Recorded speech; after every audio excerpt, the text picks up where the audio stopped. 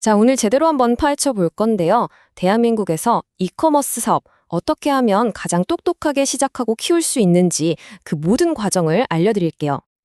아, 이거 진짜 억울하죠. 받을 수 있었던 세금 혜택을 그냥 놓쳐버리는 거. 아마 사업 막 시작하신 분들이라면 한 번쯤은 이런 감정 느껴보셨을 텐데요. 오늘 이 시간 이후로는 여러분에겐 절대 그런 억울한 일이 없도록 제가 확실하게 짚어드리겠습니다.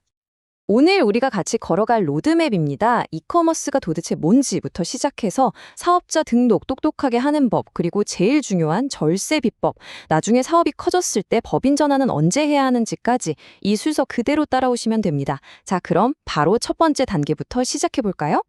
자, 첫 번째 주제입니다. 이커머스란 무엇인가? 세법상 이걸 어떻게 정의하는지가 왜 중요하냐면요. 시작부터 이걸 잘못 알고 가면 나중에 정말 큰 비용을 치를 수가 있거든요. 세법에서 말하는 전자상거래, 즉 이커머스는요. 핵심은 딱 하나예요. 완성된 상품을 판다는 거. 그러니까 내가 어딘가에서 물건을 사와서 인터넷 같은 걸로 소비자한테 다시 파는 것. 바로 이걸 말하는 겁니다. 자, 그럼 뭐가 이커머스고 뭐가 아닐까요? 이게 진짜 많이들 헷갈려 하시는 부분이에요. 네이버 스마트 스토어나 쿠팡에서 물건 떼다 파는 건 당연히 이커머스죠. 구매 대행도 마찬가지고요. 근데 만약 여러분이 직접 옷을 만들거나 화장품을 제조해서 판다? 그건 이커머스가 아니라 제조업입니다. 또 온라인 강의나 컨설팅 같은 서비스를 파는 것도 이커머스가 아니에요. 이게 왜 중요하냐면 업종 코드가 달라지면 세금 계산 방식 자체가 완전히 달라지기 때문입니다. 처음부터 확실하게 구분해야 해요. 좋습니다. 이제 개념은 잡혔으니 진짜 실전으로 들어가 보죠. 스마트한 사업자 등록. 이게 그냥 서류 내고 끝나는 게 절대 아닙니다. 여러분의 돈과 사생활이 걸린 첫 번째 전략적 결정이라고 생각하셔야 해요. 이커머스 사업자 등록은 순서가 좀 특이해요. 보통은 구청 먼저 갈 것 같지만 아니에요. 무조건 세무서에 먼저 가서 사업자 등록증을 발급받고요. 그 다음에 그 등록증을 가지고 구청이나 시청에 가서 통신판매업 신고를 하는 겁니다. 이 순서 꼭 기억하세요. 자, 이제 등록을 하려는데 주소를 어디로 해야 할까요? 대부분 에이, 그냥 우리 집으로 하지 뭐 이렇게 쉽게 생각하시는데요. 이게 편하긴 한데 나중에 후회할 수 있는 포인트들이 꽤 있습니다. 보세요. 가장 큰 문제가 바로 개인정보예요.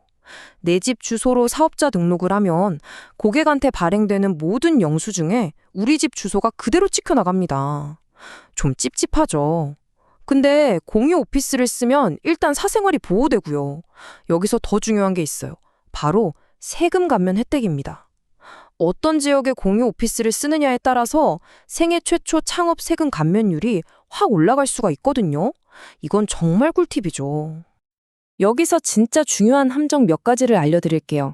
절대로 기존에 하던 사업에 이커머스를 업종 추가하시면 안 돼요. 그건 그냥 사업 확장이지 새로운 창업이 아니거든요. 그럼 세금 혜택 다 날아갑니다. 그리고 제발 그냥 한번 테스트해볼까 하는 가벼운 마음으로 사업자 등록하지 마세요. 생애 최초 창업이라는 어마어마한 혜택은 말 그대로 인생에 딱 한 번 주어지는 카드거든요. 이 카드를 아무데나 써버리면 안 되겠죠?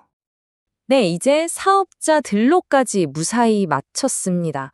그럼 이제부터는 제일 신나는 시간이죠. 어떻게 하면 내 돈을 아낄 수 있는가? 이커머스 사업자를 위한 필승 절세 전략, 지금부터 공개합니다. 첫 번째 전략. 만약 연매출이 일정 기준 이하라면 무조건 간이과세자로 시작하세요. 특히 처음에는 큰 장비나 시설 투자 없이 시작하는 경우가 대부분이잖아요. 이럴 땐 일반 과세자보다 간이과세자가 내야 할 부가가치세가 훨씬 적습니다. 두 번째 전략입니다. 여러분, 이커머스는 거의 99%가 카드 결제죠? 바로 이 점을 활로하는 거예요. 정부가 카드 매출에 대해서는 특별히 세금을 깎아주는 제도가 있습니다. 무려 1.3%, 모든 카드 매출의 1.3%를 세금에서 그냥 빼주는 겁니다. 이게 쌓이면 연간 최대 1,000만 원까지 아낄 수 있어요. 엄청나죠? 근데 조건이 있습니다. 쿠팡이나 네이버 같은 판매 플랫폼에서 주는 상세 매출 자료를 반드시 빠짐없이 챙겨놔야만 이 공제를 신청할 수 있다는 거 잊지 마세요. 세 번째 전략. 이건 기본 중에 기본인데 의외로 많이 놓치세요. 바로 모든 비용을 기록하는 겁니다. 예를 들어 동대문 시장 가서 현금 주고 물건 떼우면서 여긴 원래 영수증 안 줘요. 이러시면 정말 큰일 나는 겁니다. 증빙이 없으면 그건 비용으로 인정받지 못해요. 그럼 순이익이 아니라 전체 매출에 대해 세금을 내야 하는 끔찍한 상황이 벌어집니다. 세금 계산서가 안 되면 사업용 카드로라도 꼭 긁으셔야 하고요.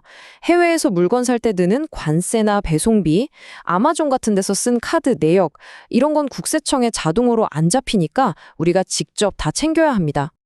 자, 이렇게 사업이 쭉쭉 성장하다 보면 어느 순간 이런 고민을 하게 됩니다. 나 이제 법인으로 바꿔야 하나? 이 성장을 어떻게 스마트한 결정으로 연결할 수 있는지 그 기준점을 알려드릴게요. 법인 전환은 그냥 느낌으로 하는 게 아닙니다. 여기 명확한 숫자들이 있죠. 개인 사업자로 가다가 연 매출이 10억 원을 넘는 순간 아까 그 꿀 같았던 1.3% 카드 매출 세액공제가 사라집니다. 그리고 15억 원을 넘어가면 성실신고 확인 대상자라는 이름으로 바뀌면서 세무서에 훨씬 깐깐한 관리를 받게 되고 세무 비용도 확 늘어나요. 그러니까 우리의 목표는 15억 원에 도달하기 전에 미리 법인으로 전환해서 이런 추가 비용과 복잡함을 피하는 겁니다. 이게 바로 현명한 전략이죠. 이제 거의 다 왔습니다. 마지막으로 정말 사소해 보이지만 이걸 놓치면 그동안 쌓아온 모든 노력이 물거품이 될 수도 있는 아주 중요한 몇 가지를 체크해 보겠습니다.